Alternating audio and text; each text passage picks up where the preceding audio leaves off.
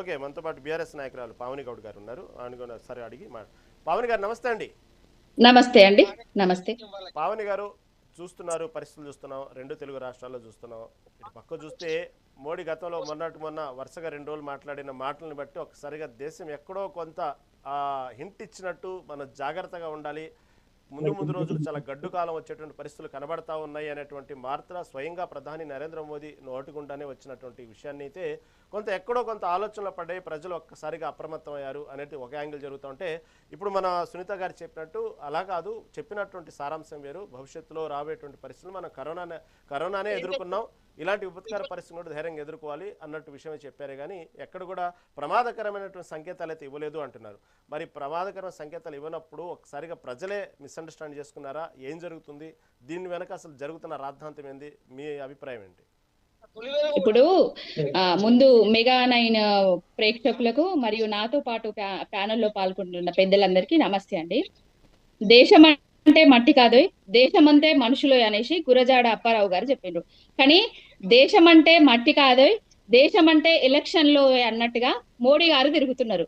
ఇప్పుడు పానిక్ ఏదైతే యుద్ధాలు జరుగుతున్నాయో, ఏదైతే మన మోడీ గారు కేరళకు పోయి ఎలక్షన్లు స్టంట్లు వేస్తున్నారో, ఇంకొకటి దేశం సంసిద్ధం కావాలి కరోనా లాంటి కష్ట సమయాన్ని ఎదుర్కోవడానికి అనేసి ఒక చెప్పడం జరిగింది.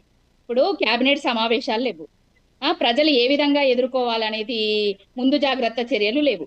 ఇంకొకటి ప్రజలకు భయాందోళనకు గురి చేసే పరిస్థితులు తీసుకొచ్చారు. గ్యాస్ బండ గుదిబండ లాగా మారింది. 500 పోయి 600 అయింది, 600 పోయి ఇప్పుడు 1040 రూపాయలు తీసుకుంటున్నారు. ఇంకా రాబోయే కాలంలో 14 కిలోలు ఉన్న దాన్ని 10 కిలోలకే పెంచి ఇస్తారంట. మరి ఈ రోజే గ్యాస్ సిలిండర్ మా ఇంటికి రావడం జరిగింది, ఆ సిలిండర్ వేసిన అతనే చెప్పడం జరిగింది.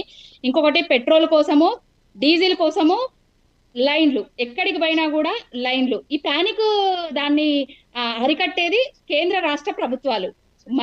ముఖ్యమంత్రినా లేకపోతే ప్రధానమంత్రినా ప్రెస్ మీట్లు పెట్టి ఏ విధంగా చర్యలు తీసుకుంటున్నామో, మన దగ్గర పెట్రోల్ ఉన్నది, డీజిల్ ఉన్నది, ఆందోళనకు గురి కాకండి అని ప్రజలను చెప్పాలి. ఇంకొకటి ఏంటంటే ముఖ్యమంత్రి వర్యులేమో ఆది మానవుల లెక్క బండలు కొట్టుకొని మంటలు పెట్టుకొని తినాలి అనేసి మన ముఖ్యమంత్రి గారు రేవంత్ రెడ్డి గారు చెప్తున్నారు. కరోనా లాంటి సంక్షోభాన్ని ఎదుర్కోవాలి అని చెప్తున్నారు. ఆల్రెడీ గిన్నెల గ్లాసులు కొట్టారు. ఒక్క నాయకుడు కూడా ఆనాడు ప్రతి ఒక్కరు టీవీలకు అతుక్కపోయిండ్రు. ఎందుకు? కేసీఆర్ గారు ప్రెస్ మీట్ పెట్టారు, మా అందరికి భరోసా ఇస్తారు, ప్రతి ఒక్కరికి కళ్ళలో పెట్టుకొని చూస్తారు అనే విధంగా ఉండే. కానీ ఇప్పుడు ఏమవుతుందండి, ప్రధానమంత్రి గారు కానివ్వండి, ముఖ్యమంత్రి గారు కానివ్వండి, ఎవరన్నా అసలు ప్రెస్ మీట్లు పెట్టి మీరు పానిక్ కాకండి, అనవసరంగా లైన్లలో నిలబడకండి, మేమున్నాము, దేశం ఏ గడ్డు పరిస్థితుల్లో లేదు అని ఎవరైనా చెప్తున్నారా అండి? ఎవరూ లేరు. ఇప్పటి వరకు దేశాన్ని రాష్ట్రాన్ని ఇద్దరు ముంచుతున్నారు. ఆనాడు హలో వినిపిస్తుందా అండి? ఓకేనండి.